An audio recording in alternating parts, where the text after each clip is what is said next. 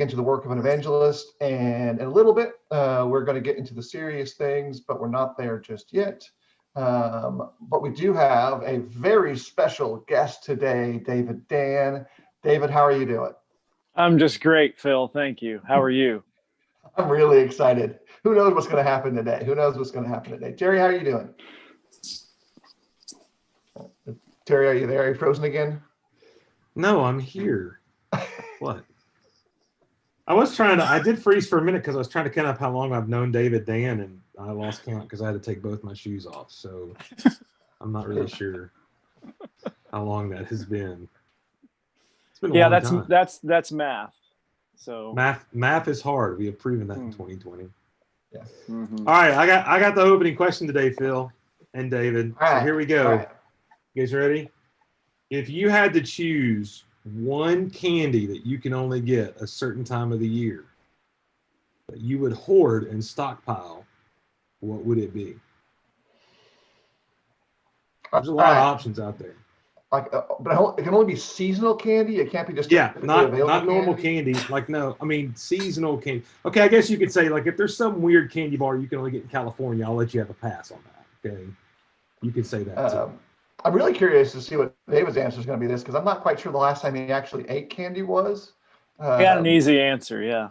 He doesn't really eat for taste anymore in his life. He hasn't done that for at least 20 years.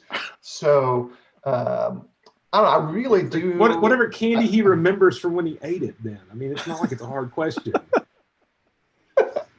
Straight up, Reese's Christmas trees. Okay. That's the only one that is reasonable. Like, it is both seasonal and that I tend to hoard it a little bit. For the most part, though, I try to really minimize that stuff in my life. But that would probably. What about you, skinny person who never eats candy? What would you like to hoard if you could?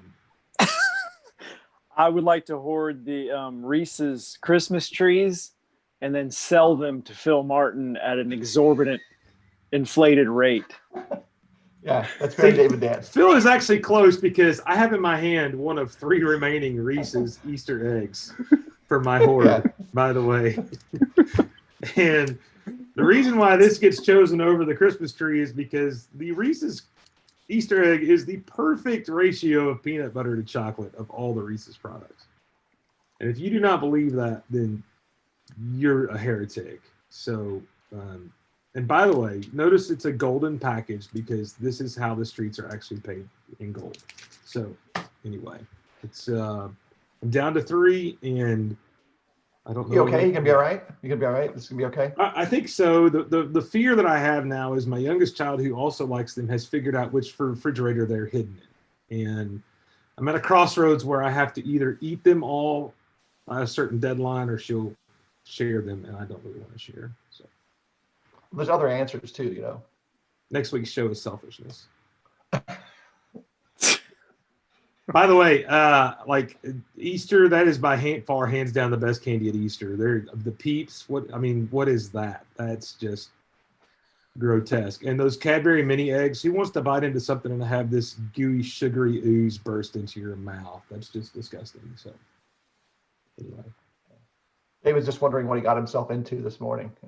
He's like, I'm sorry. I forgot I was supposed to pick a question that Richard Simmons could answer down there.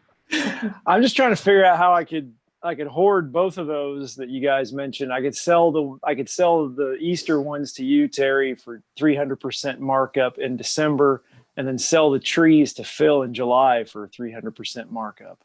So now that we're talking about marking up financially and taking advantage of people's pocketbooks, let's transition to raising support for preachers. That's one way to do it, I guess.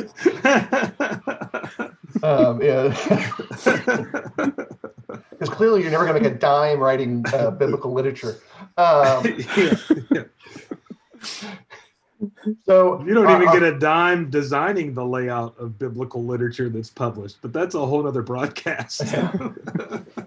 Let's talk about the net revenue from Do the Work. It's this much. I don't even get a Reese's egg out of Do the Work, just so everybody knows I had to pay for those myself. Yeah. So here's the thing. One of the things that's a challenge, especially when you step new into the work of evangelism, is in those spaces where you might be working with a congregation that is not at a point where they can, from their local resources, provide the bulk or the majority or all of the wages that would be appropriate for a person doing that work. Or maybe you are going to be stepping into limited evangelistic work where you're going to go teach or preach in a short-term basis. And you might be seeking financial connections to make that work take place. I know that David and I have both done that. I think Terry's done it some. I'm not 100% sure there. Terry, you ever done that? Never you are done that. a lucky creature. Either I'm a lucky creature, or I just married somebody who's really not comfortable with depending on multiple churches for making us survive. I don't know anybody who's comfortable with it, and certainly don't know any spouse who's comfortable with it. I've never been in a situation where I had to. So I have been tremendously blessed by all of that. So what I thought might be good to start with is just how, since David and I have at least some limited level of experience in this, he and I can each talk about some of our backdrop there. But then we're going to move into the practical aspects of what do you do right now, and kind of how do you go about building the network necessary to make that happen. And so for me, just in very short order, I've done multiple trips to preach in the Philippines in 2 different located works, pretty sizable. In one case, more than like 80% of my support needed to be raised from outside sources. And that's a lot of effort and time to roll through that work and kind of maintain it. That also included making sure I was keeping those connections alive and helping those brethren who were supporting the work understand what the work was looking like and how it was going, because those were important factors as well. David, what about you? What's been your backdrop there, just in very short order experience, quick reflections on, I know you did this in Canada and maybe down in Florida some. I can't remember if that was the case in Florida. I think it was. Yeah, well, in order to go to Canada, I had to raise 100% outside support because we were starting from scratch, in Toronto. So there wasn't any money there available to support preachers. So it can be quite a process to try and raise those funds, especially, I think at the time that I did that, I was just starting out and didn't have a lot of connections. And really, that's what it's all about, isn't it? I mean, at the end of the day, if you have connections, if brethren know you, you know them, you know brethren that have those resources, then it goes a lot more smoothly. But, when you think about oftentimes a younger preacher just starting out trying to raise those funds and nobody really knows who he is or doesn't have a track record of work really to look back on, that can make it really challenging.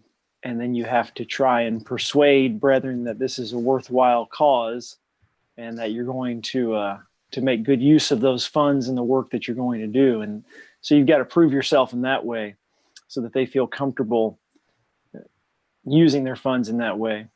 Yeah. And it's difficult.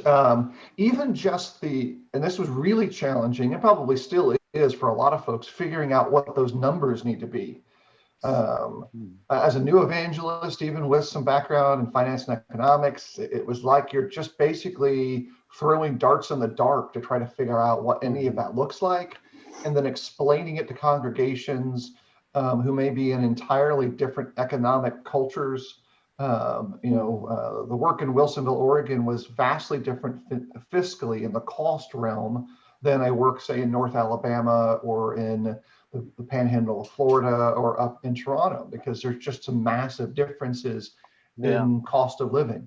And as an illustration to the furthest extent, I can't imagine trying to raise support to, say, start a group in my hometown. In Pleasanton, California, there's a church nearby, so it wouldn't be necessary. But if there wasn't one, cost of a house there, that's a cookie cutter suburban standard home, starts at $1 million. For a house that you would not want to purchase anywhere else, if you knew how shoddily it had been put together and how much effort a particular family had invested in keeping that house alive. And that's only the house I grew up in. So it was a good house in comparison to context. I'm sure it's much, much better now. But that's a hard thing to explain, even if you can get all the facts, figures, and details on the table. And as a young evangelist, there's a challenge there. And so Terry and I were talking about this and thought that might be a good conversation point to kind of lay out some, I wouldn't say best practices, because I don't know if we know those things, but in the comparison from how things were done before to how things could be done now, are there lessons learned along the way? And that's kind of where we're at with this conversation. So for me, who did not have any family heritage amongst churches of Christ, I didn't have anyone that was like bloodline to go to and ask questions. Like I was from the outsider and a weirdo. He is not of noble blood. Not of noble blood. The whole concept was very foreign to me. Like who do I write to? Who do I connect with? And I had a few folks, and they were incredibly helpful to say, hey, you need to write one to this group, and this group. And I will contact them in advance for you so they know your letter is coming. And I think David and I know some people that at that time engaged in what I would consider the letter carpet bomb approach. And I've never really felt like that was effective, but I've never done it, so I don't know. And what I mean by that is they would make a form letter and mail it to literally every congregation that they could find in the free world, just about. Is that something that you're familiar with, David? I know Terry's seen it on the receiving end. I have too. I'll talk about that in a second. Yeah, I've seen it. I've never taken that approach. But, of course, it's an approach that I wouldn't think would be very effective, because a lot of this comes down to, they want to know who this is. They want to have confidence or know somebody who has confidence in this person. And so I understand the idea of casting a wide net in some of these situations, but a lot of it comes down to, do we know this person, or do we know someone who knows him, so that we can have confidence in the work that's being supported? Yeah. Every decision to support a preacher that I have been a part of in 23 years has come down to relationships at the end of the day. It's somebody that is willing or able to somewhat verify this person is worthy of this support in some manner. So this carpet bomb thing, I can tell you, the majority of my life preaching, when the leadership gets a carpet bomb letter, generally speaking, it goes in the trash. So, and I know that sounds really bad, but you also got to balance that with, and especially it's not as prevalent now, but I don't know about you guys where you've been at. There was a time, especially when the economy's worse, it's not uncommon to get 10 letters a month some places. And you just don't have the ability to support all those people. And most of the time, the support goes to people with a connection some way to the people in that building. So when I coach guys on what to do in this, even though I've never done it, level one is to contact the churches you're directly connected to, that you've attended at in the past, or maybe you've preached at in the past. That's like level one where you go. You just don't download a carpet bomb list and throw it out there. That's a last resort. It's a bad resort at that. Yeah. And Ken Sills points out, and from his experience, the carpet bomb, if you will, carpet boom, can be effective, and it has been for him in the past, but it needs to be done in the right way. And I freely admit that that's something that's outside my experience basket. Like, I've never done it. I've never personally seen it be received well or successful. And so, Ken, if you want to drop as a second comment, reply to your post there, some of the things you think are important, a lot of people would benefit from that, myself included. I will tell you that for Eastside and for Jerry Woodson Road, which I can speak a little bit more specifically about on a personal level, anytime we got any letter requesting support, a couple things would take place. So at Eastside, every letter gets read, every letter gets considered, every letter gets looked at. because it may be that we can't help somebody directly from the church, but maybe we know somebody who can. Maybe the need is something that's narrow. And so it'll get looked at, even if it's from someone we've never met before. And when it gets looked at, it's also verified. And so for Eastside and for Jacobson Road, if you put a reference on there, we will contact those references and we will ask them questions about the nature of that work if we're going to move forward. And like, is this something we can afford to do? Is this something we feel comfortable doing? Before we get back to the respondents. So they all get looked at. With the carpet bomb approach, it's a pretty quick thing. We probably don't have money in the budget for it this year. It might get looked at for next year and it will get saved and looked at. But in the priority tree, it's going to be lower than the ones that we might know personally. And that's a practical thing. I think it's a reasonable thing. Relationships matter in those areas. And so, and to qualify what I said earlier about them being thrown away, they're looked at to determine whether there's that connection there. But then there comes a point where it's like, we just can't do this. We've got 20 other letters sitting in this file we have connections that we don't have the budget for at this point. Yeah. Which goes back to go back, and Hal Hammons talks about really in the comments, he made a point of knowing every preacher that came into town, and how that's actually benefited him in this area. And I think that's a thing is, networking is important in all of this. And I think that's really what we're saying here is that trying to establish all of those relationships that might help you when you need them are important. It reminds me of when Jesus talked about, the dishonest manager who was on his way out and he established all the relationships so he was taken care of. There's a little bit of that kind of forethought in some of this that maybe we need to consider. Well, that's the thing. We're not, if we're seeking support, if we want to go start a new work, we're not, sending a letter to headquarters, right? And saying, sending it to some central office. Hey, I've got this plan. Can you give me the funds to carry out this plan? I mean, we're not in that situation as far as following the New Testament pattern. It is going to come down to networking and relationships and knowing brethren and congregations who may be interested in helping with the work. And that's very much on a case-by-case basis. Yeah. And a lot of this has to do, again, with the depth or quality of your relationship. Hal mentions like he's really excited to put in near strangers in touch with brethren, if you will. But he's not in the place where he'll give a recommendation to people he only knows by recommendation. And that's a good kind of guideline to think about in this principle. If I really know somebody, like I've known them over the years, I'm connected to them in the work, et cetera, then in that case, I feel much more confident saying the two of you should talk. Like talk, get to know about the work, see if it's something that will work as a good connection for the both of you. And in that conversation, go forward and figure out what works. If I don't know them and they ask me to pass on a letter, I might still pass on a letter, but I'll make it a point to indicate, yeah, this brother asked me to hand this to you, but I don't really know him, but maybe you know his references.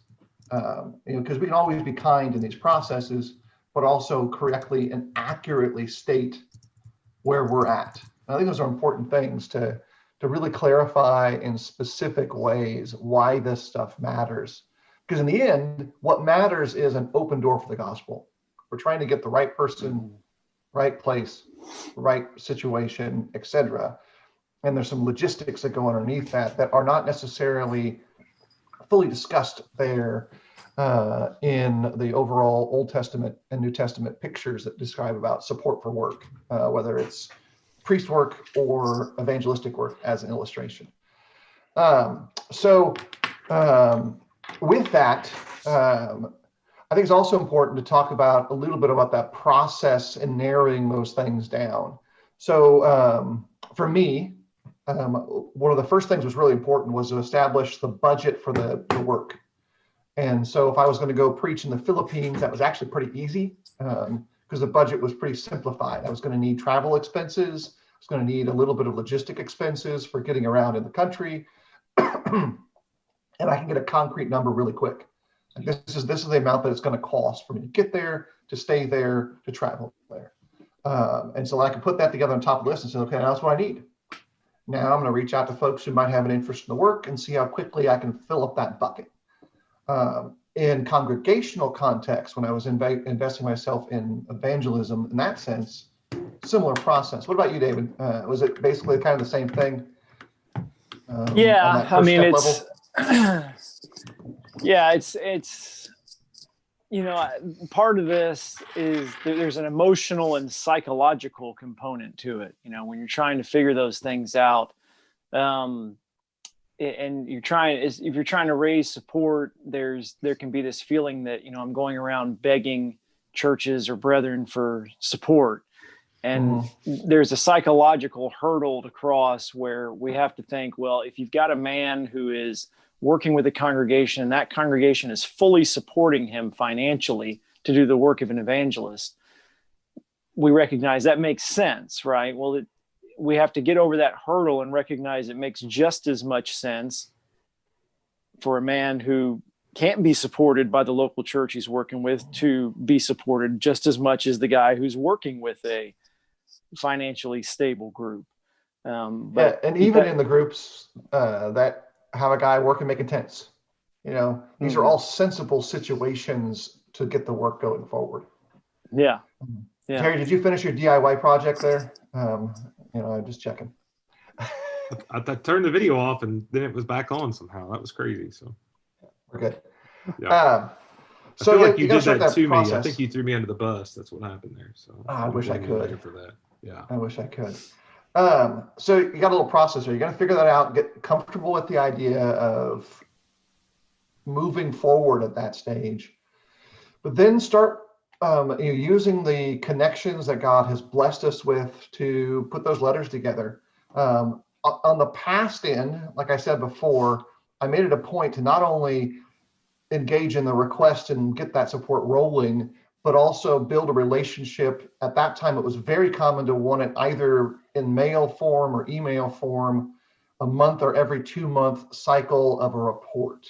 I think that's still generally a good practice, although probably there's some other ways it can be handled than just email letters these days. But that's a good practice to get that relationship stabilized, because it's a positive to the church that's supporting.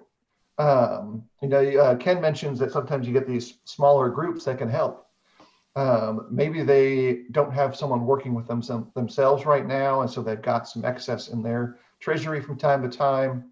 How great is it for them to know that God's work is prospering in another area, and they get to read that report, and they've had a part of that work just exactly as much if that had taken up in their own community. Like, there's no real actual difference in the rejoicing of that. David, do you still, up until the last time, you were still doing the work in that sense? Were you still doing monthly reports? Was that a regular thing? Oh, yeah. Yeah, definitely. The 7 years that I was in Toronto, I was 100% supported by other congregations. I didn't take a dime from those churches in Toronto because they were new. They didn't have the resources. Any resources that were there needed to be put toward evangelism locally. And seems very biblical, by the way. I think I read that somewhere. But carry on. and so I was 100% supported by other churches all during those years. And yes, every month, start of the month, first thing to do is to put together a report on what had happened the previous month, send that out to all those churches that were supporting me, and keep them updated continually on what was happening with the work. Keep that relationship the way that it should be.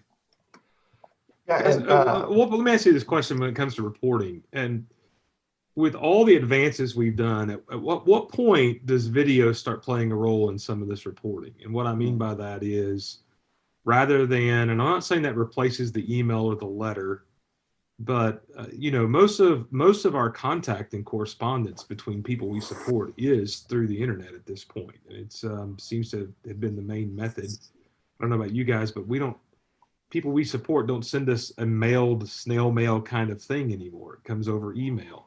At what point, instead of writing a report, do you think, and maybe this is an idea for those of you in this situation, do you put together a 5 or 6 minute video, say on a monthly basis, just talking about how the work is, that then, because I got to tell you, if we got a video instead of a report, we would send that video link to all of our members. And I think that their engagement would be a lot better on a 5-minute video than a 3-page report. And it's just a thought to throw out there. At what point do we start making that change? And the connectivity from that is so much greater than reading a report.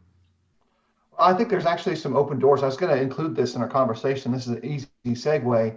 I've closed out a virtual meeting with the congregation in Tacoma, Washington, Sunday night. And the neat thing about that meeting was 6 of the 7 opportunities, the 2 men in the Philippines that congregation financially assist were there in the meeting every single one of those opportunities with their families. I had learned through that conversation with the congregation that they had been doing that in the entire last 8 months for their regular Bible studies because of the time offset. And the neat thing about that was that the young kids of those brethren in the Philippines were in breakout discussions with the young kids with the brethren in Washington, building a real relationship that was simply not even a possibility. When Terry, David and I were starting evangelistically, it wasn't even a thing that we would even consider. But now I think that's a super awesome addition to the concept of these relationships. You could still, and probably should, have some sort of text-based update, but adding in a short video is a real plus. 1, 2, 5 minutes where you talk about it. Because like Terry points out, you could share that in a closed group of just that congregation. Because really it's for these churches that are engaged in the work, and it doesn't necessarily need to be broad-based, although it might. I wouldn't be opposed to it as a consideration. Well, let me add this in there as well. I know we're looking at this from the preacher perspective of reporting, but as far as the relationship between the churches and the one they're supporting goes, in my past experience being in that situation, there were some churches supporting me that were engaged and involved in the work that I was doing, and then there were others that basically I got a check from every month and sent them a report every month. Yeah. And that was the extent of the communication. And so as we're thinking about this, the technology and the videos, you could have Zoom conferences between the elders of the church that's supporting and the evangelists that they're supporting, who may be 1,000 miles away. You could do that periodically, and that would strengthen that relationship as well. And one of the things too that I've had to happen to me, and I don't know about you guys, is several times the person we support and the group they're at will invite me to come in their gospel meeting in order to even enrich that connection. Yeah.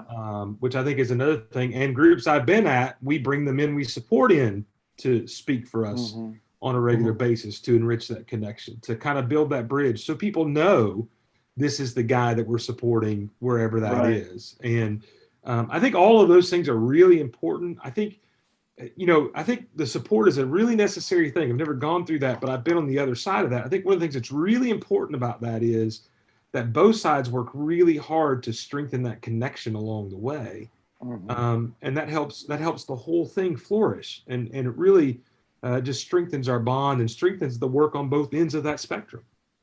Yeah. Yeah, definitely. Yeah, and Hal talks about there's some downsides to this too. Sometimes, and he mentions he's visited churches who have supported me in a work down the road, shaken hands with an elder I've known well, and found out he didn't know the church was supporting me. And there's all kinds of disconnects that take place. There's a lot of those stories, by the way. Yeah, sadly. Well, and look, here's some things. So there's some really blessed economically congregation. I was part of one as a new convert. The church in Sunnyvale, California, at one time was supporting over 45 men. Super awesome, but also super complicated to keep up with. It was difficult for them to manage those connections and build those relationships. And so it created challenges. One of the things I like in this context, I was often, while supported, was invited by those churches to come and teach for weekends, give reports on the work. even if they were in Texas or in Alabama or in California. They wanted to hear about the work that was going on. They wanted to be part of it. I think that's a powerful chance to build those relationships in the kingdom and strengthen everybody together. And yes, video conferencing can work that way. It's also a great chance for some of those groups that are situated in a good position, either economically or situation-wise, to use that as training tools. Because think about it, 20 years ago, if one church, let's say, had been supporting the three of us and they had a couple seasoned men as evangelists, what about the great good of bringing the three of us youngsters in and giving us a weekend or a week-long intensive set of studies to build our work better? Well, it also builds a relationship better with us and those congregation members in that congregation. And there's really some blessings that can come by those relationships so that the work of God's people is stronger in the long run. Mm-hmm. So I think there's some great ties there that can really be connected to going forward. David and I had talked about this a little bit. I don't know if Terry has. I think with the change in financial management culture areas, financial support processes are going to change a little bit. I don't know about you guys, but there are times now where the entire, like when I do gospel meetings, it used to always be a form and a check as the method of payment, or sometimes just a meal and gas money, cash handed me in my pocket. Like those were the spectrum for me.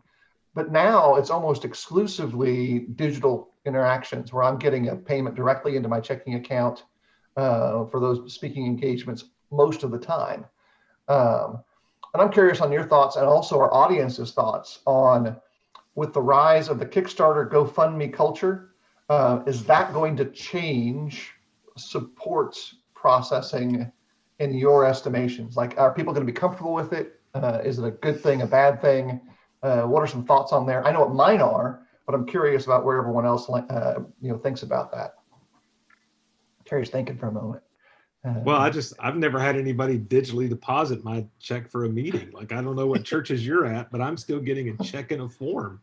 It like, calls a lot of things into question, doesn't it, Terry? Yeah. Like, who is it you're gonna go preach for? I mean, whoever wants the gospel. Anything we're gonna have a conversation after this is over, just the three of us. But Cash App will be on the Facebook page soon. I mean, honestly, I do think there's a place for some of these things. I think that maybe where some of those things might come into play for the guy that's in a support situation, maybe in some of those more extreme situations rather than a standard kind of method of raising support. Because one of the things that happens, by the way, especially if you start a new work, I'm sure, I've not done it, but David has, there's not that financial kind of cushion even for benevolence kind of things along the way. It's just non-existent. So when you have this unexpected, tremendous issue, a lot of times, because I've been involved with those works, we support, a guy has his wife gets sick or whatever, and there's a $3,000 medical bill that they've got to pay, and that's often handled in addition. I can see where the GoFundMe kind of thing can supplement what we normally do, but I don't think that we're going to do away with the normal process in that sense. I will say that, by the way, there's a lot of creative ways to get your support to people. Because one of the issues has always been when we supported overseas work was the issue of how to get that money to them safely, especially in some areas. Yeah. And through domestic bank accounts with domestic cards that are shipped overseas, some of that has been made easier. There's a lot of options that weren't available to us 20 years ago, is all I'm saying, that you can get creative with all of those things. Right. And, and also have some level of integrity to the relationship. So to put in this kind of where I'm thinking with some of these things, congregations can and should participate evangelistically in a comfortable way to them, whether that's checks, automatic deposits, whatever fits their culture of that group. Not every group functions in the same way. But that's one thing. But one door this opens up with like that GoFundMe, Kickstarter context is individual participation in new ways. And I'll just tell you straight, I think there's a lot of people who want to contribute to evangelism that maybe have irregular incomes, like they get a bonus and they're like, oh, I want to be able to do this. And this is what they purpose spiritually into the work. It opens up a door. It's not the entire wagon by any means, but it does tend to give us a new way to like help out with, limited evangelistic work. David's done some work doing like booths at fairs and stuff like that on an individual level. That's a great way to kind of open the door to evangelism. Hal mentions getting checked by Zelle. That's the medium for me has been through Zelle for all congregational, connections there. And as long as the paperwork is accurate, it's a perfectly legitimate form of transaction. It's equivalent of a extra safe check that someone can't steal from the mail, which happens. And here's another thing, and I'm going to speak right now from the congregation doing the supporting side. Two things need to be really important. And if you're a leader role or member role, one, be timely. If you tell that man the check is going to come on a certain date, realize that his bills come on a certain date too. So be timely with it, and be consistent with it, in the sense of, it's going to be regular here, and then be open about it. If 6 months in advance that your finances will change, he needs every single one of those 6 months to adjust to whatever's going to happen, and be honest about it. If you don't want to support him because you don't believe in the work anymore, tell him. If you can't support him because you can't afford to, tell him. If the work locally has changed and the needs have changed, tell him. There's no reason not to. He will be more hurt by a lack of openness than he would be hurt by the actual information. That's a straight talk moment from experience on both sides of the table. Let me add to the straight talk moment, because I've experienced this from the supporting congregation side. Also be generous. Like I know of some situations, you talked earlier about the difference of standard of living in different places. I've been a part of discussions where congregations aren't understanding of that. And so they may look at a monthly report and see an overall price tag that's well and above what the located preacher in that group is getting paid. And they may automatically say, we can't support this guy. We're paying him too much. We can't be a part of this. And I've been a part of those conversations. Whereas, in one case, I know the guy getting the support that people kind of were shocked about was in Washington, D.C. Well, do some research on how much it costs to live in Washington, D.C. I mean, but in D.C., just to rent a place worthy of living in will cost what some of you make a month. And I think that's something that people don't understand. So be generous in that. Do some homework as well. The guy asking for money needs to do his homework. And there's ways to do that. There's more data now than ever before. But the church supporting needs to do some homework before they make decisions as well. Look into where this guy's going. He may not be asking enough, and you know that. And as a supporting church that wants to help him, tell him, help him, on the other end. I think one of the things is sometimes we get to be misers with God's money. I think it's one of the things we hear all the time. People say it's the Lord's money, and that's always used as a defense for not spending it. And yet if it's the Lord's money and this guy is worthy of it, and he's not going to be able to live on what then spend the Lord's money for him to be glorified in that new area. I mean, that's, I think, one of the things to point out there that we kind of sometimes just don't realize. Right. And I'll add this. Do not be offended if this is your situation. But if you have a fund in your budget that's called the roof repair fund or something like that, you've actually designated the hole in which you stick the money you don't want to use in the Lord's work. There's a realm for planning for repairs, but if you've had a building repair fund to fix the leaky roof for 30 years, it should have been fixed 30 years ago, 10 years ago, if it's actually an issue, or the boiler fund or whatever. It's basically a nickname for burying your money in a hole. Phil, what are we going to do if the air conditioner goes out? I think fix it. How many times have we heard that? You're going to fix it, and you're going to ask people there, hey, the air conditioner went out. We need extra money. Dig deep, and then hopefully if they serve the Lord, they're going to dig deep. Like, I think one of the things that's really frustrating to me, I've never been in the situations, but I know guys that have, and they're struggling to live because some church wants to plan ahead for a broken air conditioner or a hole in the roof. Like, at some point, we've got to realize what's important. So I'll just tell you, the brethren in Wilsonville are wonderful people. That's where I worked for 5 years. The work in Wilsonville is wonderful work. The single most significant stress upon me when I was preaching in Wilsonville was simply not having enough money to pay my bills the entire time. Mm-hmm. And all of the stressors that fell after that, the single most, without a doubt, 100%. And if you talk to Jill, she would probably say the same thing, and she'd probably be upset that I mentioned her name. And so we'll stop right there. No, let's talk more about it. What are you doing? Yeah. She that shall not be named has been spoken of. And she's not home. She's at work right now at the hospital. So and she doesn't watch this. So also true. So kind of moving to a next phase of things, and we kind of explored just very gently the idea of a few other options. If someone were going to raise support today, what should be in that request? Like, what kind of things should a young man note, and why is it important to have that information on hand to make that decision? Not so much what worked, but what is necessary now. Are you asking the question of he's sending the question, but anybody? But trying to clarify. So you got somebody who's trying to raise support for the work that he's going to do. What does he need to include in his request? Is that what? Yeah, like what information we need to like what besides just a dollar amount? I need support.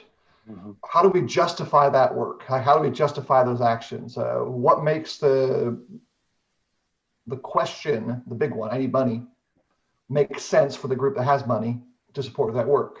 Like, what should we put in there? Off the top of my head, obviously, the numbers need to go there. And I'll kind of roll us into a little bit of information about the area. Like, what's relevant about this zone in the world that makes this need important? Because they're all important. If it's an established congregation, what's the history of that congregation? And if it's a new work, if it's a planting, then why was that area chosen? And what does that mean to work? And why did you decide to go there? And in both cases, I think some introduction to the community at large is really important. Why is this work so integral to this area? I think that's a lot of things that go into that. And why you chose to do this work is part of that as well. Yeah. Some personal background about the individual who's seeking the support and why it makes sense for you to do this work, I think is important as well.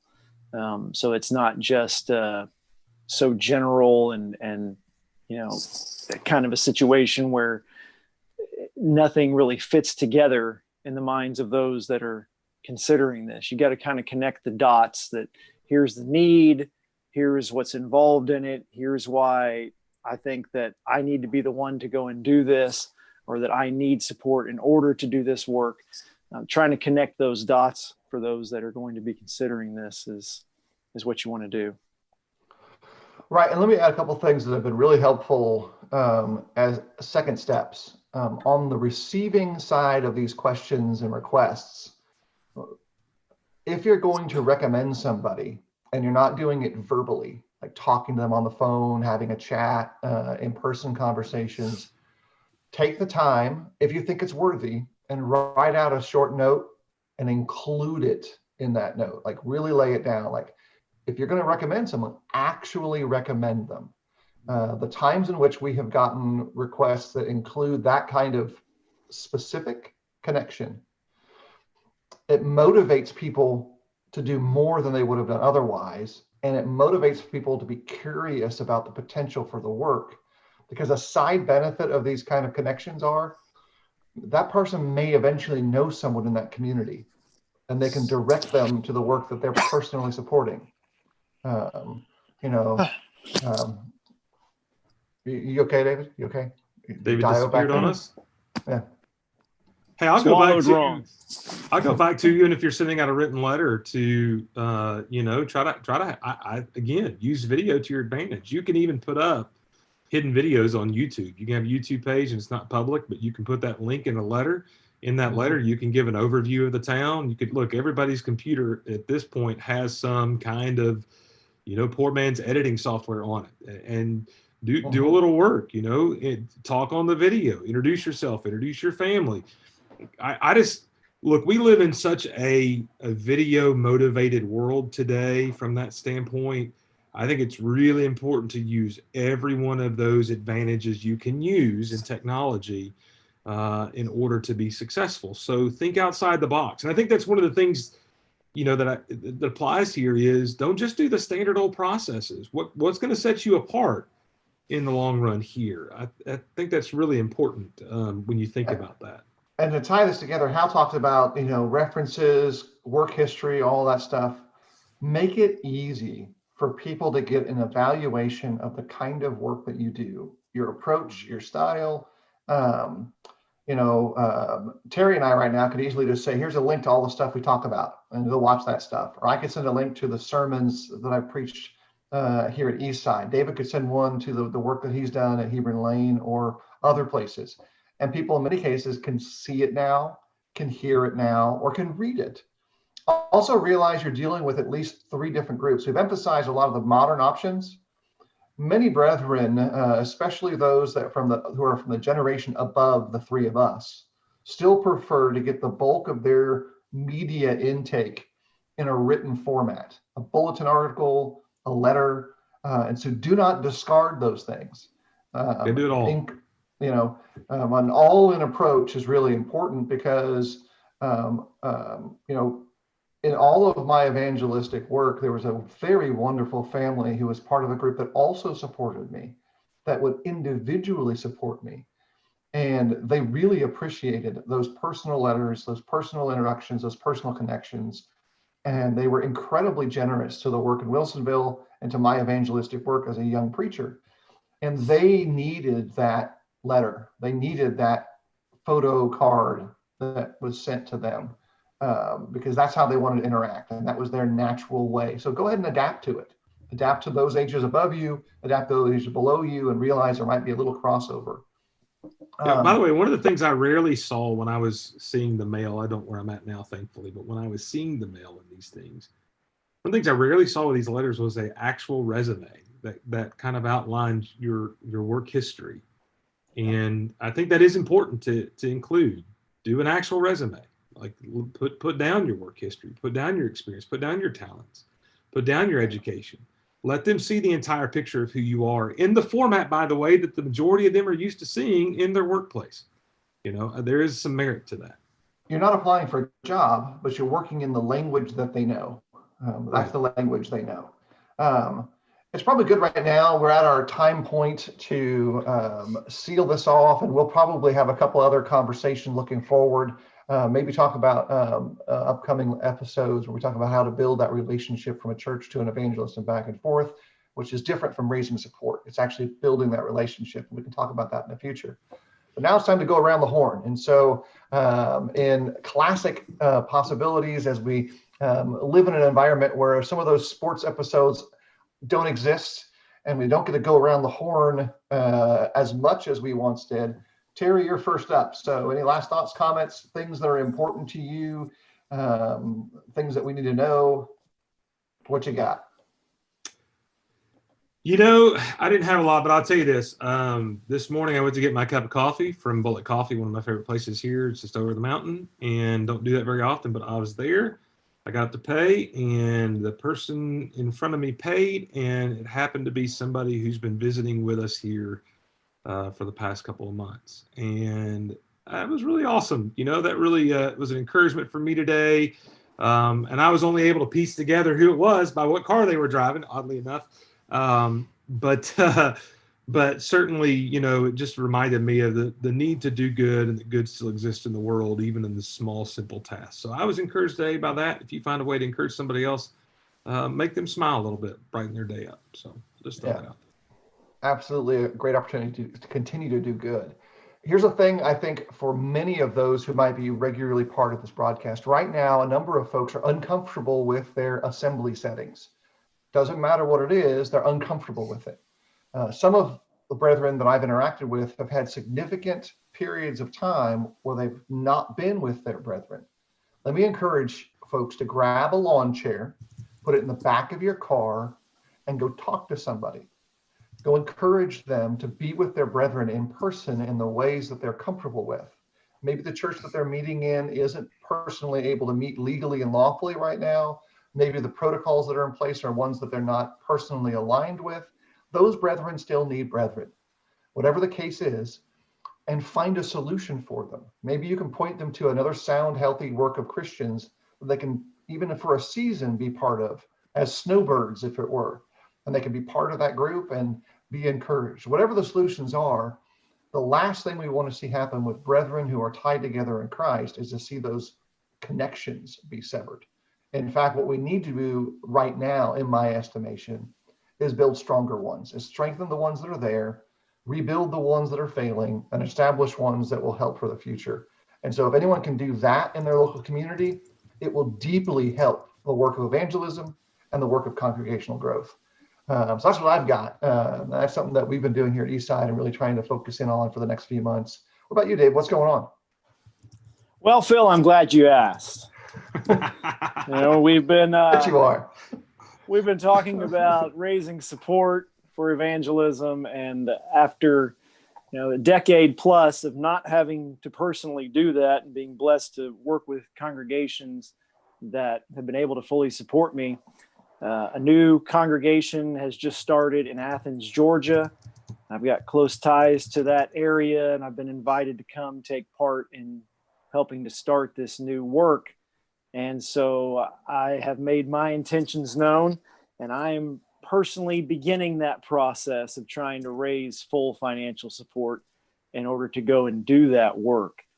And so that's what's on my mind right now, and especially as we've just been discussing these things. And I appreciate all the helpful thoughts that have been put forward, because that's the process I'm involved in, and I want to be able to raise that support so that I can go do that work, which is so needed. Well, I'm super excited about it. That will put you closer in proximity to me, even though it's across the vast landscape of the Atlanta Thunderdome of sorts. The whole Beltway zone there is sometimes a conflict automobile. Little reunion tour ahead for YouTube romancers. It's very possible. It's very possible. So I want to make sure that folks can get a hold of you. You're on Facebook. I tagged you in the share of this. If you want to get a hold of David, you can contact me or Terry, and we'll put you in direct contact with him. I'm excited about the opportunity for the gospel there. I know a number of the families who are there part of it. I think it's a needed work on a personal level. Obviously, I kind of appreciate you and your work. The actual needle varies day to day. But if folks want to talk to you or me about my perspective to it, I'm excited to make any kind of effort there to help you in the evangelistic work that's going to go on there. It's a very vibrant campus there on UGA. There's a lot of people from the entire state of Georgia and beyond that go to school there. We've had a number of friends, including, I think you're a UGA grad yourself, who graduated from college there. Whatever Terry might feel about the dogs right now is on him. Right. That's a Terryism. But I think it's going to be a good thing. And I'm excited to see it kind of take shape and grow. I think it will flourish significantly. And so maybe there's someone even to help. Even the Bulldogs need the gospel, I guess. There you go. Even more so than hard some. for me to say. Even more so than some. Actually, I think the Bulldogs need it more than other places. More than which other places, Terry? I'm not going to say. Although I got to say, if it's good news, I could sure use some for my team, but that's a whole nother broadcast.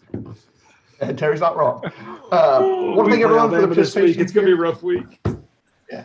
And I hope that we can continue to be an encouragement to you and to others in their work. If there's some way that any of the three of us can bless you in spiritual ways, let us know. And everybody, take care and have a